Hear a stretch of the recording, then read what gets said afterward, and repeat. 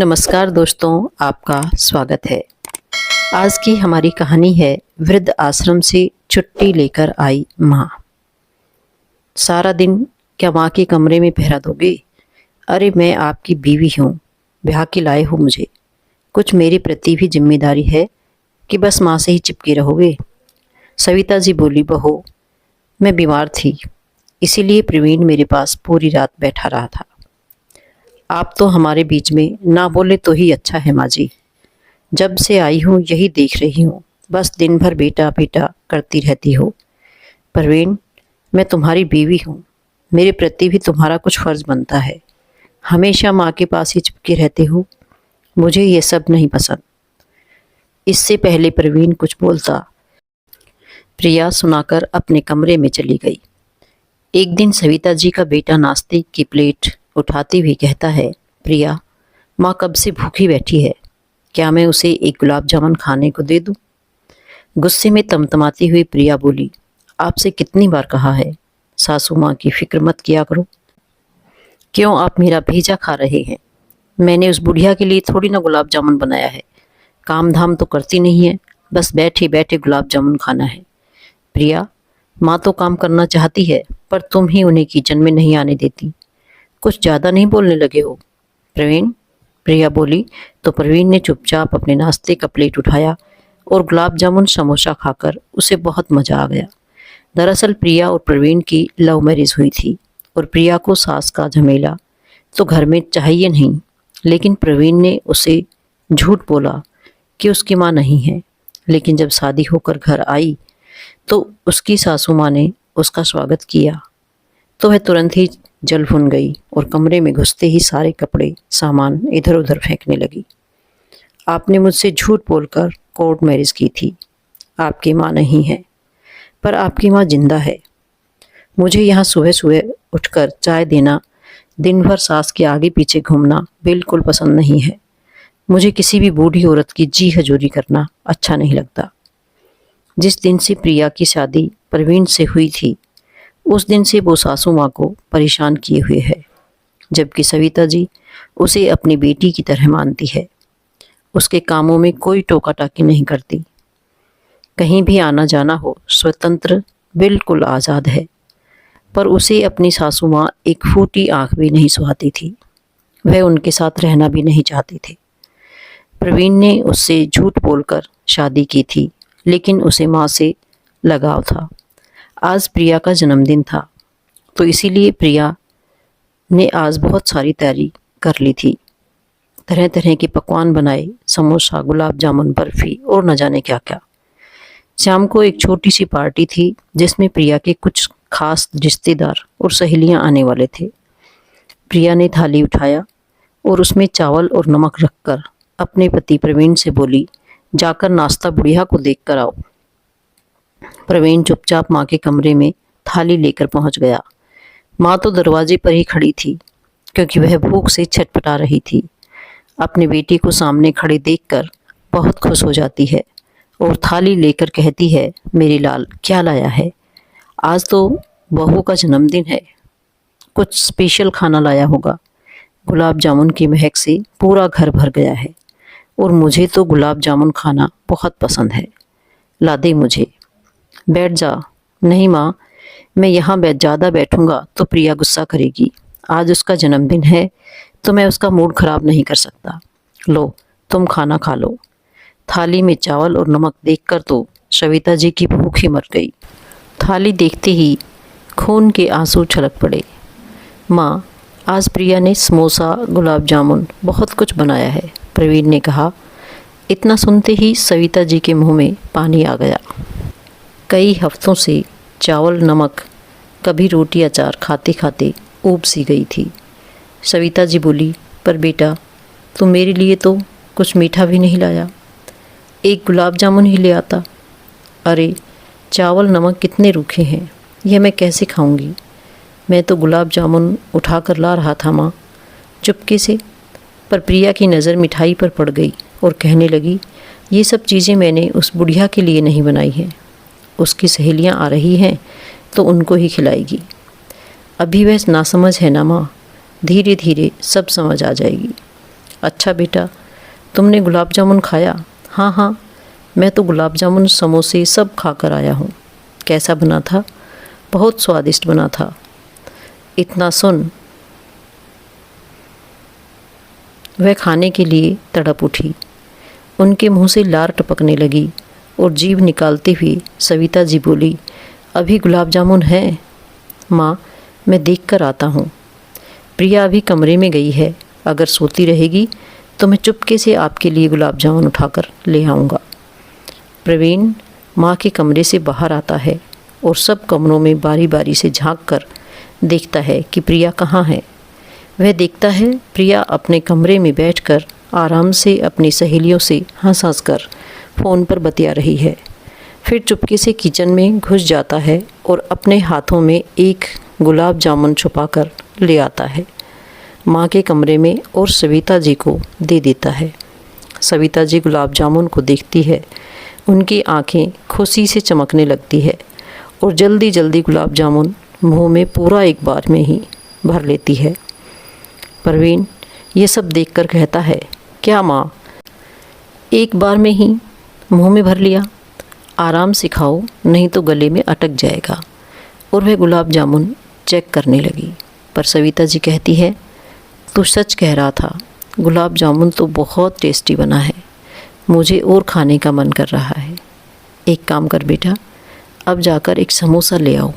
नहीं माँ, इस बार गया तो प्रिया मुझे बहुत सुनाने लगेगी और साथ में आपकी भी धुलाई कर देगी, क्योंकि प्रवीण को तो पता था कि अगर वह माँ की इस बार इच्छा पूरी करेगा और प्रिया ने देख लिया तो माँ को एक गुलाब जामुन के बदले कई दिनों तक भूखा रहना पड़ेगा, क्योंकि प्रिया हमेशा यही करती आई थी और माँ को एक कमरे में बंद कर देती थी।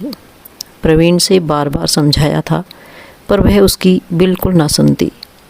अब सविता जी को बार बार कभी समोसे का कभी गुलाब जामुन का ख्याल आता। वह बार बार उंगलियां चाट रही थी। माँ, अब मैं जा रहा हूँ, नहीं तो प्रिया मेरा बैंड बजा देगी। हाँ माँ, अगर रात को कुछ बच जाएगा तो मैं आपके लिए ले आऊँगा। प्रवीण अपने कमरे में जाता है तो प्रिया कहती है, खा लिया बुढ़िया ने खाना?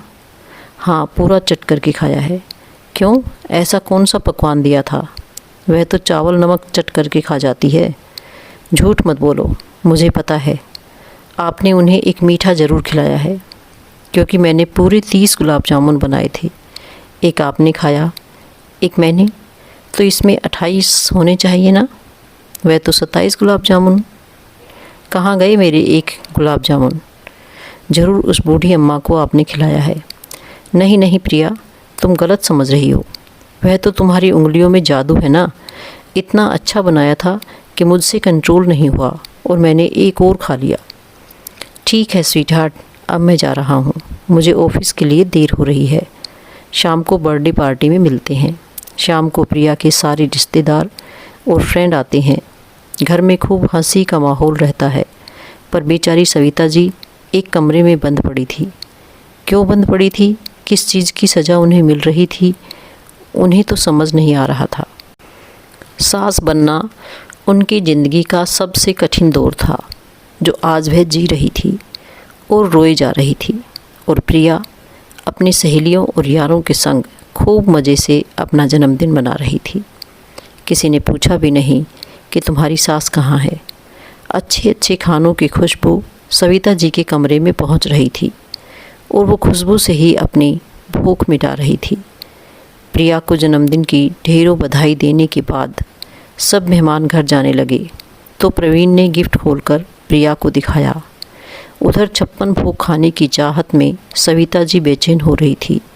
इधर प्रिया से बोला, यह देखो मैं 2 साड़ियाँ लाया हूँ, एक तुम्हारे लिए और एक माँ के लिए। माँ तो सूती धोती पहनती है, उनके लिए बनारसी लाल साड़ी लाने का क्या ज़रूरत थी? कितना पैसा बर्बाद कर दिया। गुस्से में बोली, ज़्यादा अच्छी साड़ी आप माँ के लिए लाए हो। मेरी साड़ी 500 रुपये की और माँ के लिए 5000 रुपये की लाए हो। क्या ज़रूरत थी पैसा बर्बाद करने की?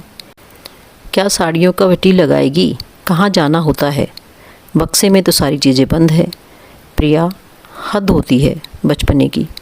यह मत भूलो, माँ का ही दिया हुआ हमारे पास सब कुछ है और तुम उनको एक साड़ी देने में इतना परेशान कर रही हो। अरे कल को हमारे भी बच्चे होंगे, उनके भविष्य के लिए भी तो हमें कुछ बचा कर रखना है। अभी से पाई पाई उठाएंगे तभी उन्हें अच्छा फ्यूचर दे पाएंगे। आप तो हमेशा मुझे गलत समझते हो। उनको कहाँ जाना है, सारी साड़ियाँ रखे रखे ख़राब हो जाएंगी, प्रिया ने कहा। प्रवीण गुस्से से बोला, तुम हमेशा मेरी माँ को लेकर क्यों परेशान रहती हो? तुम्हें क्या प्रॉब्लम है? अगर देखा जाए तो तुम्हारी भी माँ जैसी है। माँ जैसी है? मैं उन्हें माँ नहीं मानती, प्रिया ने बोला। मैंने तो तुम्हें पहले ही बोला था, मुझे सास नाम की परेशानी अपने घर में नहीं चाहिए। प्रिया, माँ तुम्हारा करती क्या है? चुपचाप तो पड़ी रहती है, बेचारी कुछ भी नहीं कहती, फिर भी तुम उन्हें तंग करती हो। हमेशा मेरी माँ के बारे में उल्टा सीधा क्यों सोचती हो, क्यों बोलती हो? अपनी ज़बान पर लगाम रखा करो। धीरे धीरे दोनों में नोक झोंक बढ़ने लगी। नोक झोंक बढ़ने से विवाद में बदल गई। प्रिया और प्रवीण में खूब लड़ाई झगड़ा होने लगता है। प्रिया चिल्ला चिल्ला कर कहती है, मैंने भी फैसला कर लिया है, क्या तो तुम अपनी माँ के साथ रहो या मेरे साथ रहो। हम दोनों में से किसी एक को तुम्हें चुनना होगा। प्रवीण भी भड़क कर कहता है, अगर माँ और बीवी में मुझे किसी एक को चुनना है तो मैं अपनी माँ को चुनता हूँ। दरवाज़ा खुला है, अब तुम जा सकती हो। प्रवीण, ये तुम्हारा आखिरी फैसला है? हाँ, ये मेरा आखिरी फैसला है। मेरी माँ ने मुझे 9 महीने कोख में रखा, पाला पोसा, दर्द सहा। मैं उसे छोड़ दूँ? क्यों छोड़ दूँ? मैं तुम्हें जानती हूँ। ठीक है, तब मैं जा रही हूँ, मुझे लेने मत आना। प्रिया अपने मायके फ़ोन करती है। माँ, गाड़ी भेज दो, मैं अभी मायके आ रही हूँ। अब हमारा इस घर में कोई नहीं है। और वह अपने सामान पैक करती हुई बड़बड़ाती है, मेरी इस घर में क्या आवश्यकता है? प्रिया अपना सामान पैक करके सूटकेस लिए घर के बाहर निकल जाती है तो प्रवीण कुछ नहीं बोलता और दरवाज़ा बंद कर देता है। जब यह खबर सविता जी को पता चली कि उनकी बहू ससुराल छोड़कर मायके चली गई है, बहुत दुख हुआ। उन्होंने खाना पीना छोड़ दिया। रात प्रिया को गए 2 दिन हो गए और 2 दिनों में उन्होंने अन्न का एक निवाला भी मुंह में नहीं डाला और इसका कारण अपने आप को मानती है। अपने आप को पूछती है कि मेरे कारण यह घर छोड़कर चली गई। एक सास को बहू ने तिल तिल तड़पाया, खाना भी ढंग से नहीं दिया। आज वही सास अपनी बहू को जाने का उन्हें कितना गम, कितना दुख है। और इधर प्रवीण की भी हालत ठीक नहीं है, उसे भी कुछ अच्छा नहीं लग रहा है। प्रवीण ने कई बार उसको फ़ोन ट्राई किया पर प्रिया ने गुस्से में फ़ोन नहीं उठाया। प्रवीण सोचने लगा कि शादी के फेरों के समय जीने मरने की कस्में खाई थी, एक पल में उसने तोड़ दिया। अभी फ़ोन की घंटी बजती है, उसका ध्यान उनकी तरफ जाता है। प्रवीण ने झट से फ़ोन उठाया और बाहर बरामदे में टहलते टहलते बात करने लगा। हेलो, तो दूसरी तरफ से आवाज़ आई, प्रवीण कैसे हो? मैं ठीक हूँ। सुनो, मैंने फ़ोन यह बताने के लिए किया है कि मैं आपके बच्चे की माँ बनने वाली हूँ। आप पिता बनने वाले हैं। सच कह रही हो प्रिया? मैं तुम्हें अभी लेने आ रहा हूँ। प्रवीण फ़ोन पर गिड़गिड़ाने लगता है। अभी? प्रिया, छोड़ो अपना गुस्सा, तुम अपने घर वापस आ जाओ। मैं तुम्हारे बिना नहीं जी पा रहा हूँ और यहाँ सब कुछ वैसे का वैसा ही है। सब तुम्हें याद कर रहे हैं। नहीं प्रवीण, अब बहुत देर हो गई। अगर तुम्हारी माँ उस घर में रहेगी, अब तो मैं बिल्कुल उस घर में कदम नहीं रखने वाली। अब तुम्हें फ़ैसला करना होगा। मेरा फ़ैसला वही है प्रिया। यह कहते कहते प्रवीण रुआसा सा हो गया और उनके मुंह से कुछ और नहीं निकल पाया। प्रवीण तो बीच मझधार में फंस गया था। ना तो अपनी पत्नी को छोड़ना चाहता था और ना ही अपनी माँ को अपने से दूर करना चाहता था। उसे चारों तरफ अंधेरा ही अंधेरा नज़र आ रहा था। क्या करे, क्या फ़ैसला ले? अपनी माँ की बहुत इज्जत करता था पर आज वह कुछ निर्णय नहीं ले पा रहा था। उसकी हंसती खिलती ज़िंदगी नर्क समान हो गई थी। प्रवीण अचानक से उठा और माँ के कमरे की तरफ बढ़ गया तो देखा उसकी माँ ने दरवाजे की ओट पर खड़ी सब कुछ सुन लिया था और उसे देखकर चौंक गई। सविता जी बोली, बेटा तू बाप बनने वाला है और मैं दादी, पर मैं दादी कितनी अभागन हूँ कि मैं अपने पोता पोती को अपने गोद में खिला नहीं सकती, उसे प्यार नहीं कर सकती। बहू की जिद यही है ना कि मैं यहाँ ना रहूँ, तो मैं कहीं और चली जाऊँगी। नहीं माँ, तू ऐसा कुछ नहीं करेगी।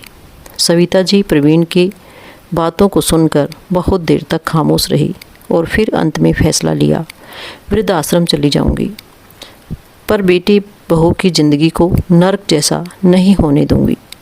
वह उन दोनों के बीच में नहीं आएगी, उन दोनों का घर टूटते हुए नहीं देख सकती थी। बेटा तो मेरी चिंता छोड़ दे, सविता जी ने कहा। तो प्रवीण बोला, माँ तुम पागल हो गई हो, तुम अपना घर छोड़कर वृद्धाश्रम जाओगी क्या? तुम तो इस घर की मालकिन हो, मैं ऐसा कभी नहीं होने दूंगा और तुम दोबारा ऐसी बातें मत करना। अच्छा होता जो मैं तुम्हारी बात मान लेता और तुम्हारे खिलाफ जाकर उस प्रिया से शादी ना करता, तो वह दिन तो ना देखना पड़ता। बेटा वह तुम्हारी धर्म पत्नी है, उसके खिलाफ तुम्हें ऐसी बातें करना शोभा नहीं देता। माँ मैं अभी ऑफिस जा रहा हूँ और ऑफिस से आने के बाद बहू घर में होनी चाहिए। तुझे मेरी कसम, जा पगले उसे मना ले। अब तो वह माँ बनने वाली है, इस घर को वारिस देने वाली है। प्रवीण चुपचाप ऑफिस के लिए निकल गया। जब शाम को घर आया तो उसकी माँ उसे कमरे में नहीं मिला तो एक पत्र जिसमें लिखा था, बेटा मैं जा रही हूँ, मुझे ढूंढने की कोशिश मत करना। प्रवीण यह पत्र पढ़कर हैरान हो गया था, उससे कुछ समझ नहीं आ रहा था क्या करे। माँ को ढूंढे कि अपनी पत्नी को लेने जाए। माँ ने उसे अपनी कसम दी थी। फिर वह अपनी पत्नी को लेने उसके घर चला गया और जब प्रिया घर आई तो बहुत खुश थी। उसके सास घर छोड़कर चली जो गई थी। अब वह आराम से अपनी ज़िंदगी गुजर बसर कर रही थी। धीरे धीरे प्रवीण और प्रिया की ज़िंदगी सामान्य होने लगी और वह दोनों एक दूसरे के साथ खुश थे। इधर सविता जी वृद्धाश्रम में अपने बेटे को रह रहकर बहुत याद करती, रोती थी कि मेरा बेटा परेशान हो रहा होगा। मैंने उसे बताया नहीं कि मैं कहाँ हूँ, किस हालत में हूँ, और उसने पता लगाने की बहुत कोशिश की होगी, पर वह मुझे ढूंढ नहीं पाया। सविता जी ना किसी से बात करती। वृद्धाश्रम की उनके साथी उनसे बोलने के, उनका हालचाल जानने की कोशिश करते, तब भी वह कुछ ना बोलती, चुपचाप पड़ी रहती। बस खिड़की से बाहर एकटक देखती रहती कि शायद मेरा बेटा मुझे ढूंढते ढूंढते यहाँ आ जाए। उधर प्रिया अपने होने वाले बच्चों को लेकर बहुत एक्साइटेड थी। रोज़ उसके लिए नए नए कपड़े खरीदती, शॉपिंग करती, खूब मज़े से अपना जीवन गुजार रही थी। कुछ दिन बाद दिवाली का त्यौहार आ रहा था और वृद्ध आश्रम के कुछ बुजुर्ग अपने घर दिवाली में अपनी बेटा बहू के घर मिलने जा रहे थे। तो सविता जी की बड़ी इच्छा हुई कि वह अपने बेटे से एक बार मिल ले, क्योंकि वह बिना बताए ही उस घर को छोड़कर चली आई थी।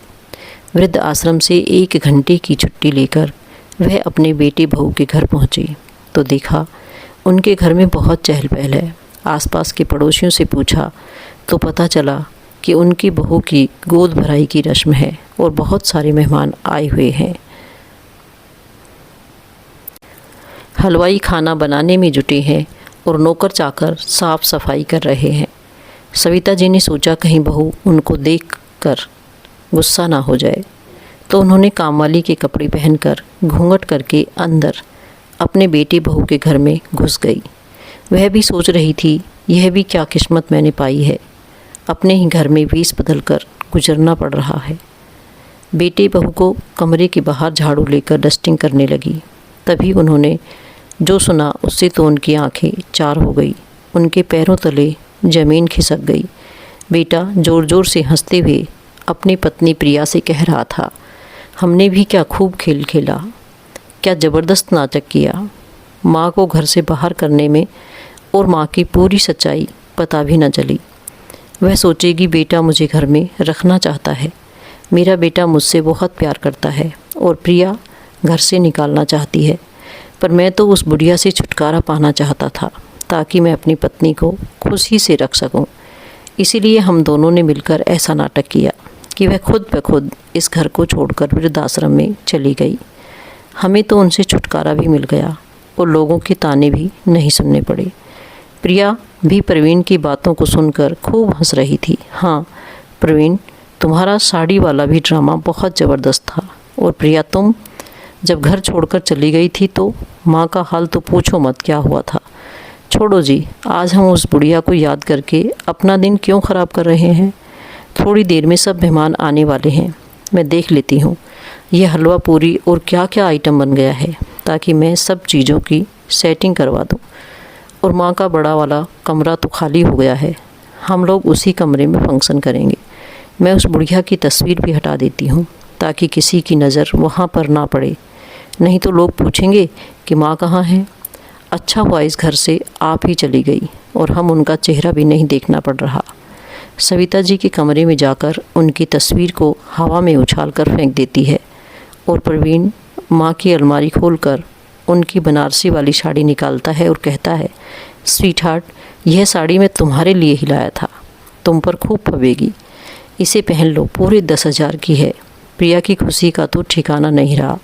दोनों खूब खुश थे और बाहर खड़ी सविता जी को अपने बेटे की नीच हरकत पर ताज्जुब हो रहा था। मैं इस बेटे के लिए आंसू बहा रही थी कि मेरा बेटा मेरी याद में तड़प रहा होगा, पर यह तो अपनी पत्नी के साथ खूब ऐश कर रहा है और मैं वृद्धाश्रम में रो रो कर जीवन बिता रही हूँ। मेरा पुत्र कपूत हो गया, मैं ऐसे पुत्र के लिए आंसू बहा रही थी। लानत है मुझ पर। अच्छा हुआ मुझे अपने बेटे की सच्चाई पता चल गई। तभी प्रिया सविता जी के पास आती है और कहती है, सुनो बुढ़िया, जल्दी से आकाश की तस्वीर को उठाकर साफ कर और इस दूसरी तस्वीर को डस्टबिन में फेंक देना। और यह कहकर तैयार होने अपने कमरे में चली जाती है। सविता जी घूंघट किए हुए थी, प्रिया उसे देख नहीं पाई। सविता जी अपने कमरे में जाती है और तस्वीर को उठाकर डस्टबिन में फेंक देती है, अपने आंसुओं को पोंछते हुए अपने बेटे बहू को दिल से हमेशा के लिए निकाल देती है। कुछ समय अपने कमरे में बिताने के बाद सविता जी उस घर से निकल जाती है और वृद्ध आश्रम में पहुंचती है। वृद्ध आश्रम के लोग आश्चर्य में थे कि सविता जी पहले से काफ़ी खुश थी और चहक रहे थे। उन्हें उनका यह बदला हुआ व्यवहार बड़ा अच्छा लग रहा था। उधर प्रिया और प्रवीण मिलकर अपने आने वाले बच्चों की खुशी में अच्छे से पार्टी करते हैं, खूब एंजॉय करते हैं, मौज मस्ती करते हैं। समय बीतता गया और प्रिया की डिलीवरी का समय आ गया, लेकिन किस्मत को कुछ और ही मंजूर था। उसके गर्भाशय में गांठ बन गया और बच्चा सांस नहीं ले पा रहा था। उसके होने वाले बच्चे का ग्रोथ रुक गया था। डॉक्टर ने ऑपरेशन करने की हिदायत दी और कहा, अगर जल्दी ऑपरेशन नहीं किया गया तो माँ की जान जा सकती है। बच्चे ने तो गर्भ में ही दम तोड़ दिया था। प्रवीण ने प्रिया को बचाने का निर्णय लिया। ऑपरेशन में उनके बहुत पैसे खर्च हो गए। प्रिया को खूब ब्लीडिंग होने लगी और उसकी ऑपरेशन तुरंत करने पड़े। विदेशों से डॉक्टर का सुझाव लेना पड़ा, वही बुलाना पड़ा। उसकी ऑपरेशन में प्रवीण की बहुत जमा पूंजी खर्च हो गई थी। प्रवीण तो जैसे सड़क पर ही आ गया था। बहुत दिनों से ऑफिस से छुट्टी लेने के कारण प्रवीण को ऑफिस से निकाल दिया गया। अब तो उसे नौकरी से भी हाथ धोना पड़ा। प्रिया पूरे 20 दिन तक अस्पताल में एडमिट थी। घर आने के बाद स्वस्थ अपने बच्चे को याद में खूब रो रही थी। प्रवीण ने उसे दिलासा दिया और कहा, प्रिया, ऐसे हिम्मत हारोगी तो कैसे काम चलेगा। प्रवीण, हमारे घर के खर्च कैसे चलेंगे। तुम्हारी तो नौकरी भी चली गई है और अभी भी मैं बहुत कमज़ोर हूँ। मैं खाना भी नहीं बना सकती। हमें तो एक नौकर रखना पड़ेगा। अगर माँ जी होती तो शायद इस बुरी परिस्थिति में हमारी मदद करती। मेरी माँ भी अब इस दुनिया में नहीं है कि मैं मायके वालों से कोई मदद मांगूं। प्रवीण बोला, कोई बात नहीं, हम अपने से बड़े से घर का किराए पर दे देंगे जब तक दूसरी नौकरी नहीं मिलती। कुछ दिन तक तो हमारा गुजारा अच्छे से हो ही जाएगा और तुम्हारी दवा का खर्च निकल जाएगा। तभी दरवाजे की बेल बजी और एक आदमी दरवाजे में खड़ा उनको लिफाफा पकड़ा रहा था। वह आदमी बोला, मिस्टर प्रवीण, यह आपका घर है। हाँ। कहें आप कौन हैं? यह आप खुद ही खोल कर देख लीजिए। प्रवीण लिफाफा खोलकर पढ़ता है तो उसे घर खाली करने का नोटिस भेजा जाता है। प्रवीण कहता है, कौन है आप? यह मेरा घर है और आप कौन हैं जो मेरा घर मुझसे ही खाली करवाना चाहते हैं? प्रिया कहती है, हमारा ही घर, हम क्यों खाली करें? किसने ये नोटिस भेजा है? तो वह वकील बोलता है, आपकी माँ सविता जी ने, और कहा है कि यह घर जबरन आप लोगों ने उससे हथिया लिया है। सविता जी तो अब इस दुनिया में नहीं हैं। प्रिया बोली। तभी सविता जी ताली बजाती हुई अंदर आती है और कहती है, जिंदा सास को ही तुमने मार दिया। बहू, मैं भी जिंदा हूँ और यह घर तुम लोगों को खाली करना होगा। उन्हें देखकर प्रिया शक्ति में आ गई। पर माँ जी, हम तो आपके बच्चे हैं, हम कहाँ जाएंगे? और आपके पास घर के कागजात तो नहीं हैं, आप यह घर कैसे खाली करवा सकती हैं? घर के कागजात तो हमारे पास हैं। प्रवीण बोला। माँ, तुम प्रिया को छोड़ो, और तुम बिना बताए कहाँ चली गई थी? मैंने तुम्हें न जाने कहाँ कहाँ ढूंढा और अब जाकर मिली हो और कह रही हो कि घर खाली कर दो। माँ, मैं तुम्हारी याद में रोता रहा, तुम आ गई, अब मुझे बहुत अच्छा लग रहा है। तभी सविता जी प्रवीण के गाल पर एक झापट जड़ देती है और बोली, बेवकूफ़ बनाना बंद करो, और मैं तुम्हारी सारी सच्चाई जान चुकी हूँ। तू तो मेरा बेटा था, मैंने तुझे अपनी कोख से जन्म दिया। अरे, तुझसे अच्छी तो प्रिया थी, कम से कम जो बोलती थी मुंह पर बोलती थी, पर तुम तो मेरी पीठ पर छुरा घोंप आए।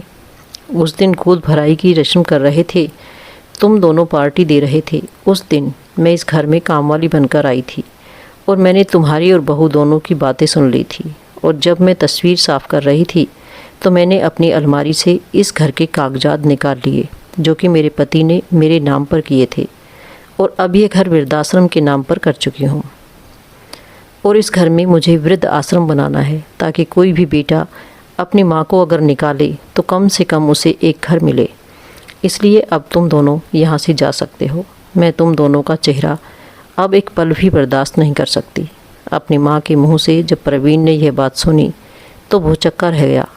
दोनों ने शर्म के मारे नज़रें झुका ली और माफ़ी मांगते रह गए, पर सविता जी ने माफ़ नहीं किया। मजबूरन दोनों को घर छोड़कर वहाँ से जाना पड़ा और रास्ते के भिखारी बनकर दर दर भटक रहे थे। दोस्तों, आपको क्या लगता है, सविता जी ने सही फैसला किया या गलत? अपनी राय कमेंट बॉक्स में ज़रूर बताएं। कहानी अच्छी लगी हो तो चैनल को लाइक करें, शेयर करें और सब्सक्राइब करें। धन्यवाद।